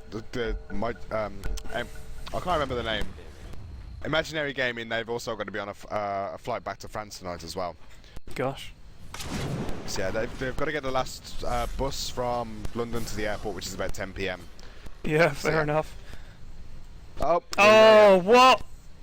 Hotkeys. What? Really on tap. Sonny's hotkeys have changed. This is the guy playing on the legacy ones. In fact, while he's changing that, interesting enough, have you seen what Reason are doing right now? Yeah. They're smoked. They're looking This could to be fight something. now. This is a flare move. Looking to get in there. Just going to miss on the screen, but he's going to blink it anyway. There's a BKB bomb from Steven as well as the Mantis Star. Thomas is going to do the chronosphere on top of Steven, just holding him out of the fight while he's trying to pick up some supports. Jack picking up a kill, killing off the Dark Seer. The strike actually went down. Instantly buys back Jack. Look at that. Nichols back with a great reverse polarity. Hitting on 2 people, but an even better ice path coming out from Dread Knight. Just completely stopping the engage. And what a shackle coming out from Pain. Absolutely beautiful. And that's going to be the death of 3 more heroes. And eNigma, they're going to take this second set of bracks, hopefully, for them. Oh man, and they had John L as well. Had the creep wave with them as well, and this has to be GG, I think, at this stage. That shackle shot. This Windrunner, I'm telling you, this Windrunner is something else. He's had 3 or 4 absolutely superb shackle shots. Yeah, totally. Pain has played out of his game today. I've not seen him play this well on Windrunner before. And kudos to him. This will be Mega Creeps going the way of an eNigma now. And it should be eNigma that finished second in the group stages. GG called by Reason. eNigma will go up against What Can You Do in the upper brackets. And finally Reason will go up against Imaginary Gaming as well in the best of 3s.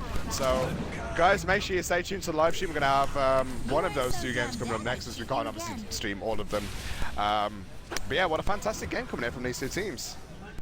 Yeah, entertaining. Very, very even up until the last. Well, once the Luna started to accelerate away from the Void, I think the turning point was there were a couple of very quick team fights that eNigma took in the mid game that were back to back, and they won both of them really convincingly. And I think that was the tipping point, and Reason fell behind after that. I think, as we said, after 15 or 20 minutes, it could go either way. But then they suddenly started pushing down towers. They won a couple of team fights very quickly, and they really took the game to Reason. But very entertaining. Yeah, and Pyrian Flax, I'd like to thank you for joining me. No been a problem, pleasure. sir. My pleasure. Yeah. I mean, if you're casting again later and you need someone and I'm free, I will of course do my best to be there. Sure, If you need just someone, I'll drop me give you a message shout. on whenever Steam, you're available. Yeah, All cool. right. I'm Thanks looking for forward to bringing us watching together. watching these French guys. Yeah, definitely. All right, chat to you later, man. See you, mate.